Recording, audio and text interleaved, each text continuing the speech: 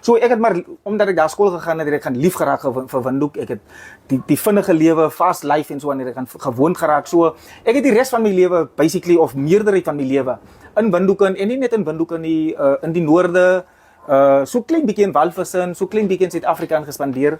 So ja, ek het so 2 jaar het ek teruggekom Loederits toe.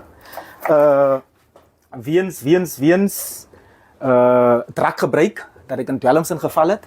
En ek het basically alles verloor. En dit het gemaak dat ek moet terugkom huis toe na my ma en my pa van dis my hometown, soos hulle sê.